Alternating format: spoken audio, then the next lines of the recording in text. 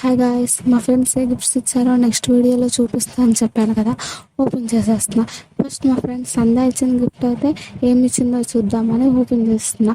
ఈ gift open చేస్తుంటే నాకు లోపల ఏముందా అనే క్యూరియాసిటీతో ఎంత తొందరగా ఓపెన్ చేద్దామా అనిపిస్తుంది. ఈ గిఫ్ట్స్ లోపల ఏమున్నాయో తెలుసుకుందామని చెప్పి మా మమ్మీ, మా చెల్లి, మా డాడీ, మా చింటూ గడుగు కూడా నాకు పెట్టుకొని ఉన్నారు. ఈ గిఫ్ట్స్ లోపల ఏమున్నాయా అని చెప్పి అందరూ క్యూరియాసిటీతో వెయిట్ చేస్తూ ఉన్నారు.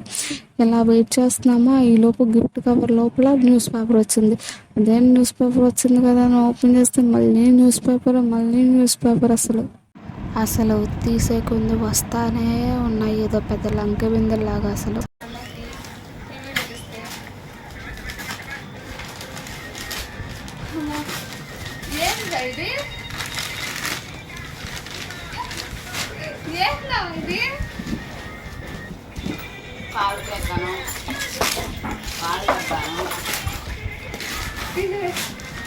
అమ్మ లోపలికి వచ్చుకోవచ్చు కదా. మరి దాంట్లో గిఫ్ట్ ప్యాక్ చేశారండి. మంచిగా తీయాలంటే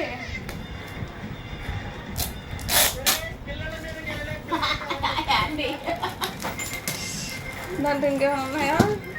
కవరు, 2 పేపర్లు, మళ్ళీ ఒక కవరు, 2 పేపర్లు, మళ్ళీ పేపర్.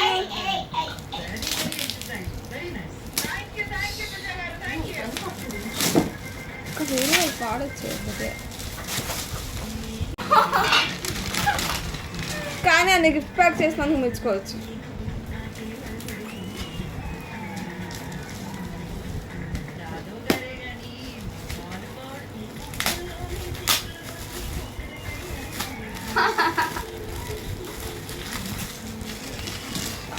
సరిగ్గా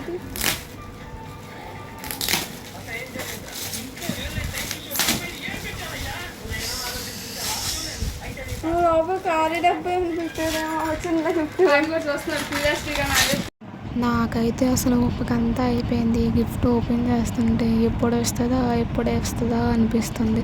అసలు ఈ ఒక్క గిఫ్ట్ ఓపెన్ చేయడానికి ఇంత టైం పడితే మిగతా గిఫ్ట్స్లో మా ఫ్రెండ్స్ ఏం పెట్టారో అని తలుచుకుంటేనే భయం వేస్తుంది అసలు నాకు. అమ్మో,